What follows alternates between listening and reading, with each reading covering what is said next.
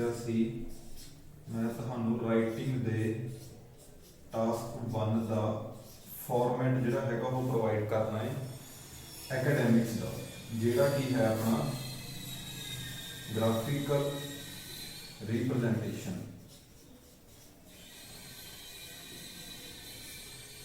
Graphical representation तो अलावा तुहानू कोई प्रोसैस आ सकता है या मैथ आ सकता है, पर अज आपने सिर्फ ग्राफिकल रिप्रजेंटेशन के फॉर्मेट की ही गल करनी है। टास्क 1 जिहड़ा हुंदा है अपना वो 150 वर्ड लिमिट का हुंदा है ते इसनू स्टूडेंट्स दो तरीके नाल लिखते हैं ज़्यादातर। एक तो हुंदा है इहदे विच आपां नूं इंट्रोडक्शन दे दिंदे ने पहले पैरे च, फिर वो एक बॉडी पैराग्राफ बना दिंदे ने, दूसरा बॉडी पैराग्राफ बना दिंदे ने ते उसके बाद वो कंक्लूजन दे दिंदे ने इहदा। ते इस तो अलावा बहुत ही पुराना फॉर्मेट है वो हैगा अपना इंट्रोडक्शन, ओवरव्यू, फिर बॉडी पैराग्राफ 1, बॉडी पैराग्राफ 2। हजे भी कई जो इंस्टीट्यूट्स है वो इस फॉर्मेट में सारे स्टूडेंट्स को सिखाते हैं, पर यह फॉर्मेट जो है वो बहुत ही आउटडेटेड हो चुका है। इसलिए आपां अज इस फॉर्मेट की ही गल करांगे। जिवें कि तुहानूं दस्सिया मैं ये ग्राफिकल रिप्रजेंटेशन हुंदी है, आपां ने क्लास दे विच वध तों वध बैंड लेने ने। उहदे लई आपां ने क्या करना है, मैक्सिमम डिटेल जिहड़ी हैगी वो प्रोवाइड करनी है गिवन ग्राफ में। ते मैक्सिमम डिटेल आपां किदां प्रोवाइड कर सकते हैं, सानूं पता है आपां इंट्रोडक्शन लिखनी हुंदी है मैथ्स की, इसलिए इंट्रोडक्शन दे विच आपां ने नेम जरूर ऐड करना है ग्राफ का, कि तुहानूं किहड़ा ग्राफ गिवन हैगा है। यह बहुत ही जरूरी होंदा है, इहदे नाल तुहानूं जिहड़े बैंड है वो वध मिलदे ने। हुण कईयां नूं नाम नहीं पता ग्राफ का, इसलिए अज पहला आपां ग्राफ के नाम की ही गल करूंगे। ग्राफ कई तरह के होंदे ने, एक आह ग्राफ हो गया, हुण कई जणिਆਂ नूं पता इसनूं बार ग्राफ कहते हैं, पर जे तुहानूं टैस्ट दे विच आह ग्राफ आ जाए तुसीं इसनूं भी बार ग्राफ कह देना। ये दोनों ही बार ग्राफ ने, पर इन्हां दोनों का नाम अलग अलग है। यह वर्टिकल बार ग्राफ है ते यह हॉरिजॉन्टल बार ग्राफ है। इसलिए तुसीं जब जे तुहानूं इन्हां विचों कोई ग्राफ आउंदा है तां तुसीं उहदे प्रॉपर स्पैसीफाई करना तुसीं किहड़े बार ग्राफ की गल कर रहे हो, वर्टिकल दी या हॉरिजॉन्टल दी। इस तो अलावा तुहानूं आह लाइन ग्राफ आ सकदा है, इस तरीके दे हुंदे देखण नूं। आह सिंपल नाम है इसका लाइन ग्राफ हो गया। इस तो अलावा तुहानूं सब पता ही होना ये हैगा अपना पाई चार्ट। कई जने इसको पाई ग्राफ भी कहते हैं, दोनों ठीक है, गलत नहीं होता है। इन्हां तो अलावा इस तरीके नाल तुहानूं एक टेबल बनिया आ जाता है, इसनूं टेबल ग्राफ कहते हैं या इसनूं टैबुलर भी कहते हैं, दोनों ठीक है। ते कुछ एक्सैप्शन केसिस ने जिहड़े बहुत ही घट आते हैं, पर फिर भी उन्होंने बारे आपां नूं नॉलेज होनी जरूरी है।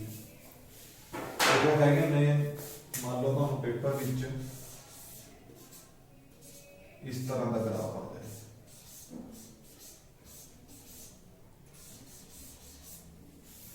यह हैगा अपना मिक्सचर।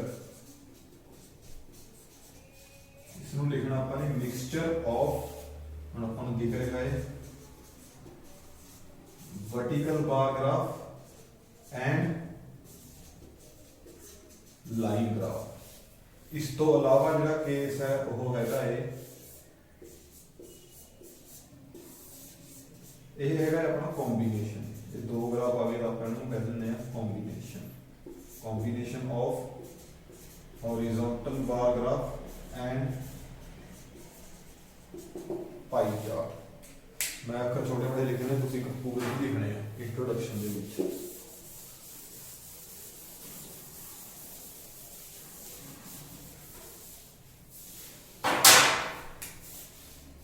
यह तुहाडी समरी लई बैंड बनाने लिए आपां ने क्या करना है, सब तो पहले इंट्रोडक्शन देनी है। इंट्रोडक्शन च आपां ने क्या करना है, स्टेटमेंट नूं रीफ्रेश कर देना प्लस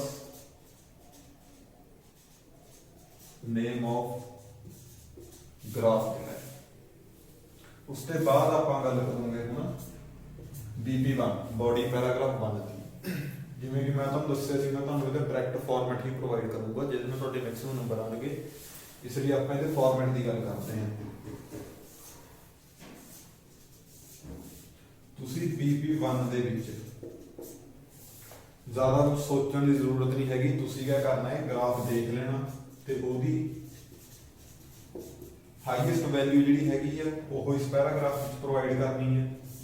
ਇਸ ਤੋਂ ਇਲਾਵਾ ਤੁਸੀਂ ਲੋਐਸਟ ਵੈਲਿਊ ਪ੍ਰੋਵਾਈਡ ਕਰਨੀ ਹੈ ਇਸ ਪੈਰਾਗ੍ਰਾਫ ਵਿੱਚ, ਤੇ ਲਾਸਟ ਵਿੱਚ ਤੁਸੀਂ ਐਗਜ਼ੈਕਟਲੀ ਸੇਮ ਵੈਲਿਊ, ਅਪਰੋਕਸੀਮੇਟਲੀ ਨਹੀਂ ਵਰਤਣਾ ਹੈਗਾ ਇਹਦੇ ਵਿੱਚ, ਮਾਨੇ ਐਗਜ਼ੈਕਟਲੀ ਸੇਮ ਵੈਲਿਊ ਜਿਹੜੀ ਹੈਗੀ ਆ ਉਹ ਇਸ ਪੈਰਾਗ੍ਰਾਫ ਵਿੱਚ ਲਿਖ ਦੇਣੀ ਹੈ।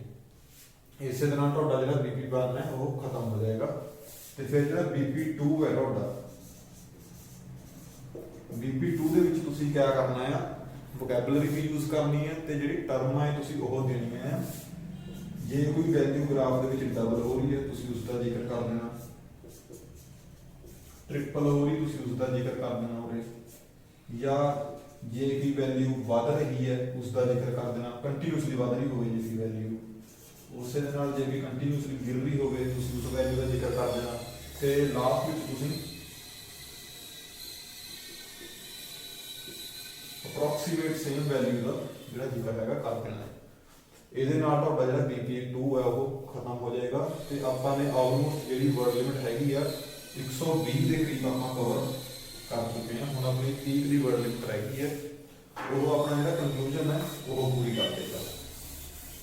ਸਭ ਤੋਂ ਵੱਧ ਦਿੱਕਤ ਜਿਹੜੀ ਹੁੰਦੀ ਹੈ ਟਾਸਕ 1 ਦੇ ਵਿੱਚ ਉਹ ਹੁੰਦੀ ਹੈ ਸਟੂਡੈਂਟਸ ਨੂੰ ਕੰਕਲੂਜਨ ਦੇ ਵਿੱਚ। ਜਿਹੜਾ ਕੰਕਲੂਜਨ ਹੈ ਉਹਦੇ ਵਿੱਚ ਕਨਫਿਊਜ਼ ਹੋਣ ਵਾਲੀ ਕੋਈ ਗੱਲ ਨਹੀਂ ਹੈਗੀ। ਕੰਕਲੂਜਨ ਵਿੱਚ ਤੁਸੀਂ ਇੱਕ ਸਿੰਪਲ ਲਾਈਨ ਲਿਖਣੀ ਹੈ ਤੇ ਉਹਦੇ ਨਾਲ ਤੁਹਾਡਾ ਜਿਹੜਾ ਕੰਕਲੂਜਨ ਹੈ ਸਿੰਪਲ ਤੇ ਵਧੀਆ ਬਣ ਜਾਏਗਾ। ਲਾਈਨ ਨੂੰ ਤੁਸੀਂ ਕਿਵੇਂ ਲਿਖਣੀ ਹੈ, ਹੁਣ ਸਪੋਜ਼ ਕਰੋ ਤੁਹਾਨੂੰ ਵਰਟੀਕਲ ਬਾਰ ਗ੍ਰਾਫ ਲਿਆ ਗਿਆ,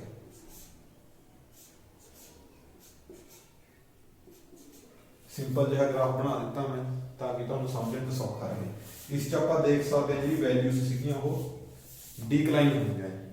ਤਾਂ ਤੁਸੀਂ ਕੰਕਲੂਜਨ ਵਿੱਚ ਸਿੰਪਲ ਲਿਖ ਦੇਣਾ ਵੀ ਜਿਹੜੀ ਵੈਲਿਊਜ਼ ਸੀਗੀਆਂ ਵੀ ਪਾਸਟ ਵਿੱਚ ਉਹ ਵੱਧ ਸੀਗੀਆਂ, ਪਰ ਆਉਣ ਵਾਲੇ ਟਾਈਮ ਦੇ ਨਾਲ ਕੀ ਹੋਇਆ, ਜਿਹੜੀਆਂ ਵੈਲਿਊਜ਼ ਸੀਗੀਆਂ ਉਹ ਡਿਕਰੀਜ਼ ਹੁੰਦੀਆਂ ਰਹੀਆਂ। ਆਪਾਂ ਨੇ ਕਿਸੇ ਵੈਲਿਊ ਦਾ ਜ਼ਿਕਰ ਨਹੀਂ ਕਰਨਾ ਹੈਗਾ, ਬਸ ਆਪਾਂ ਗ੍ਰਾਫ ਦੇਖਣਾ, ਇਦਾਂ ਐਰੋ ਬਣਾ ਲਿਆ ਕਰੋ, ਜਿੱਧਰ ਨੂੰ ਵੀ ਤੁਹਾਡੀ ਐਰੋ ਜਾ ਰਹੀ ਹੈ ਤੁਸੀਂ ਉਸ ਚੀਜ਼ ਬਾਰੇ ਦੱਸ ਦੇਣਾ। ਹੁਣ ਕਈ ਜਣੇ ਸੋਚਦੇ ਹੋਣਗੇ ਵੀ ਐਰੋ ਇਦਾਂ ਦਾ ਡਾਇਰੈਕਟ ਤਾਂ ਸਿੱਧੀ ਜਾਂਦੀ ਨਹੀਂ ਹੈਗੀ, ਉਸ ਦਾ ਵੀ ਇਲਾਜ ਹੈਗਾ ਏ। ਐਰੋ ਚਲੋ ਕੋਈ ਨਾ ਸਿੱਧੀ ਨਹੀਂ ਗਈ ਹੈਗੀ, ਇਹ ਸਾਰੀ ਆਪਣੀ ਐਰੋ ਉੱਪਰ ਖਾਪੜ ਹੋ ਗਈ। ਇਸ ਦੇ ਵੀ ਵਰਡ ਹੈਗੇ ਆ, ਇਹ ਕਿਆ ਹੋਈ ਹੈ, ਇਸ ਨੂੰ ਆਪਾਂ ਫਲਕਚੁਏਟ ਕਹਿ ਸਕਦੇ ਹਾਂ। ਜਿਹੜੀ ਵੈਲਿਊ ਉਹ ਫਲਕਚੁਏਟ ਹੁੰਦੀ ਰਹੀ, ਜਾਂ ਆਪਾਂ ਕਹਿ ਸਕਦੇ ਹਾਂ ਹਰੇਕ ਸਾਲ ਹੀ ਡਿਫਰੈਂਟ ਰਹੀ ਹੈ। ਇਸ ਦਾ ਆਹ ਸੋਲੂਸ਼ਨ ਆ ਗਿਆ। ਇਸ ਦਾ ਤਾਂ ਮੈਨੂੰ ਲੱਗਦਾ ਤੁਹਾਨੂੰ ਦੱਸਣ ਦੀ ਲੋੜ ਨਹੀਂ ਹੈਗੀ ਕਿਆ ਆਊਗਾ, ਉਹ ਡਿਕਲਾਈਨ ਸੇ ਇਨਕਲਾਈਨ ਹੋਈ ਗਿਆ। ਜੇ ਇਸ ਤਰੀਕੇ ਨਾਲ ਜਾਂ ਇਸ ਤਰੀਕੇ ਨਾਲ ਤੁਹਾਡਾ ਨਹੀਂ ਕੰਕਲੂਜਨ ਲਿਖਿਆ ਗਿਆ, ਫਿਰ ਇਸ ਤਰੀਕੇ ਨਾਲ ਲਿਖ ਦਿਓ ਤੁਸੀਂ। ਕਹਿਣ ਦਾ ਭਾਵ ਇਹ ਹੈ ਜਿਹੜੀ ਕੰਕਲੂਜਨ ਹੈ ਤੁਹਾਡੀ ਉਹ ਇੱਕੋ ਲਾਈਨ ਦੇ ਵਿੱਚ ਜਿਹੜੀ ਹੈਗੀ ਹੈ ਖਤਮ ਹੋ ਜਾਏਗੀ। ਹੁਣ ਐਂਡ ਵਿੱਚ ਤੁਹਾਨੂੰ ਇਹਦੀ ਸਮਰੀ ਦੱਸ ਦਵਾਂ, ਜੇ ਤੁਸੀਂ ਕਲਾਸ 1 ਵਿੱਚ ਵੱਧ ਬੈਂਡ ਲੈਣੇ ਹੈ ਤਾਂ ਜਿਹੜਾ ਤੁਹਾਡਾ ਇੰਟਰੋਡਕਸ਼ਨ ਹੋਏਗਾ ਤੁਸੀਂ ਕੁਐਸਚਨ ਦੀ ਜਿਹੜੀ ਸਟੇਟਮੈਂਟ ਹੋਏਗੀ ਉਸ ਨੂੰ ਰੀਫਰੇਸ਼ ਕਰ ਦੇਣਾ ਹੈ ਤੇ ਗ੍ਰਾਫ ਦਾ ਜਿਹੜਾ ਨਾਮ ਹੈ ਉਹ ਪ੍ਰੋਵਾਈਡ ਕਰ ਦੇਣਾ ਹੈ। ਤੇ ਜਿਹੜਾ ਤੁਸੀਂ ਅਗਲਾ ਪੈਰਾਗ੍ਰਾਫ ਲਿਖੋਗੇ ਉਹਦੇ ਵਿੱਚ ਹਾਈਐਸਟ ਵੈਲਿਊ, ਲੋਐਸਟ ਵੈਲਿਊ ਤੇ ਸੇਮ ਵੈਲਿਊਜ਼ ਦਾ ਜ਼ਿਕਰ ਕਰਨਾ ਹੈ। ਜਿਹੜਾ ਅਗਲਾ ਪੈਰਾਗ੍ਰਾਫ ਆਏਗਾ ਤੁਹਾਡਾ ਉਹਦੇ ਵਿੱਚ ਤੁਸੀਂ ਉਹ ਵੈਲਿਊ ਲਿਖਣੀਆਂ ਹੈ ਜਿਹੜੀਆਂ ਡਬਲ ਹੋਈਆਂ ਹੋਣ, ਟ੍ਰਿਪਲ ਹੋਈਆਂ ਹੋਣ, ਇਨਕਲਾਈਨ ਹੁੰਦੀਆਂ ਹੋਣ, ਡੀਕਲਾਈਨ ਹੁੰਦੀਆਂ ਹੋਣ, ਜਾਂ ਅਪਰੋਕਸੀਮੇਟਲੀ ਸੇਮ ਹੋਣ। ਤੇ ਚੌਥਾ ਤੁਹਾਨੂੰ ਦੱਸ ਦਿੱਤਾ ਤੁਸੀਂ ਕੀ ਲਿਖਣਾ ਹੈ, ਸਿਰਫ ਇੱਕ ਲਾਈਨ ਵਿੱਚ ਡਿਸਕ੍ਰਾਈਬ ਕਰ ਦੇਣਾ ਹੈ ਵੀ ਤੁਹਾਡਾ ਗ੍ਰਾਫ ਜਿਹੜਾ ਹੈਗਾ ਕਿਵੇਂ ਪਰਫਾਰਮ ਕਰ ਰਿਹਾ ਓਵਰਆਲ। ਤੇ ਇਸ ਤੋਂ ਇਲਾਵਾ ਤੁਹਾਨੂੰ ਦੱਸਿਆ ਸੀ ਆਪਾਂ ਓਵਰਵਿਊ ਵਾਲਾ, ਮੈਂ ਸਟਾਰਟਿੰਗ ਵਿੱਚ ਜ਼ਿਕਰ ਕਰਿਆ ਸੀ। ਆਪਾਂ ਓਵਰਵਿਊ ਕਿਉਂ ਨਹੀਂ ਵਰਤਦੇ, ਮੈਂ ਤੁਹਾਨੂੰ ਉਹ ਚੀਜ਼ ਵੀ ਦੱਸ ਦਿੰਦਾ ਹਾਂ। ਜਿਹੜਾ ਆਪਣਾ ਓਵਰਵਿਊ ਤੇ ਜਿਹੜੇ ਕੰਕਲੂਜਨ ਹੁੰਦੇ ਨੇ ਇਹ ਦੋਨੇ ਅਲੱਗ-ਅਲੱਗ ਚੀਜ਼ਾਂ ਨੇ।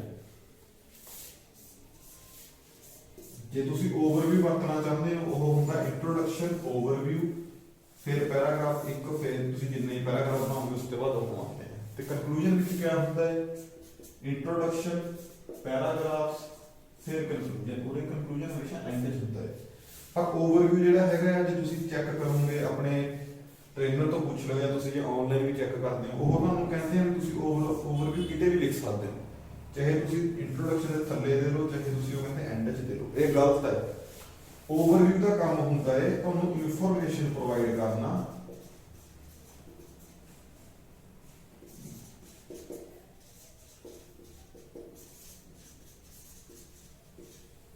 ਓਵਰਵਿਊ ਦਾ ਕੰਮ ਹੈ ਤੁਹਾਨੂੰ ਉਹ ਇਨਫੋਰਮੇਸ਼ਨ ਦੇਣਾ ਜਿਹੜੀ ਤੁਸੀਂ ਅਗਲੇ ਪੈਰਾਗ੍ਰਾਫ ਵਿੱਚ ਡਿਟੇਲ ਵਿੱਚ ਦਵੋਗੇ ਤੁਸੀਂ। ਇਹ ਓਵਰਵਿਊ ਦਾ ਕੰਮ ਹੈ। ਇਹ ਅਸੀਂ ਕਿਉਂ ਨਹੀਂ ਵਰਤਦੇ ਹੈਗੇ ਆਪਣੇ ਫਾਰਮੈਟ ਵਿੱਚ, ਕਿਉਂਕਿ ਤੁਸੀਂ ਇੰਟਰੋਡਕਸ਼ਨ ਪ੍ਰੋਵਾਈਡ ਕਰ ਚੁੱਕੇ ਹੋ ਉੱਪਰ ਵੀ ਸਾਨੂੰ ਆਹ ਜਿਹੜਾ ਗ੍ਰਾਫ ਹੈ ਉਹ ਇਨਫੋਰਮੇਸ਼ਨ ਦੇ ਰਿਹਾ ਹੈ, ਇਸ ਲਈ ਆਬਵੀਅਸ ਹੋ ਚੁੱਕਿਆ ਹੈ ਵੀ ਅਸੀਂ ਅੱਗੇ ਉਸ ਗ੍ਰਾਫ ਦੀ ਹੀ ਗੱਲ ਕਰਾਂਗੇ। ਓਵਰਵਿਊ ਲਿਖਣ ਨਾਲ ਤਾਂ ਫਿਰ ਉਹੀ ਚੀਜ਼ ਹੋ ਗਈ ਨਾ, ਤੁਸੀਂ ਪਹਿਲਾਂ ਇੰਟਰੋਡਕਸ਼ਨ ਰੀਫਰੇਸ਼ ਕਰੀਏ, ਤੁਸੀਂ ਫਿਰ ਓਵਰਵਿਊ ਲਿਖਣ ਦੀ ਫਿਰ ਉਸ ਇੰਟਰੋਡਕਸ਼ਨ ਨੂੰ ਰੀਫਰੇਸ਼ ਕਰ ਰਹੇ ਹੋ।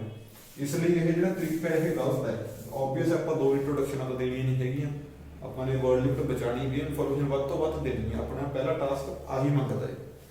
ਤੇ ਕੰਕਲੂਜਨ ਦੇ ਕੇਸ ਵਿੱਚ ਕੀ ਹੈ, ਕੰਕਲੂਜਨ ਸਾਨੂੰ ਕੀ ਦੱਸਦਾ ਹੈ ਵੀ ਤੁਸੀਂ ਉੱਪਰਲੇ ਪੈਰਾਗ੍ਰਾਫ ਵਿੱਚ ਕੀ ਗੱਲ ਕਰੀ ਹੈ। ਇਹ ਕੰਕਲੂਜਨ ਆਪਣਾ ਸਮਰੀ ਦੇ ਤਰੀਕੇ ਨਾਲ ਕੰਮ ਕਰਦਾ ਹੈ, ਇਸ ਲਈ ਅਸੀਂ ਕੰਕਲੂਜਨ ਨੂੰ ਵੱਧ ਪ੍ਰੈਫਰ ਕਰਦੇ ਹਾਂ।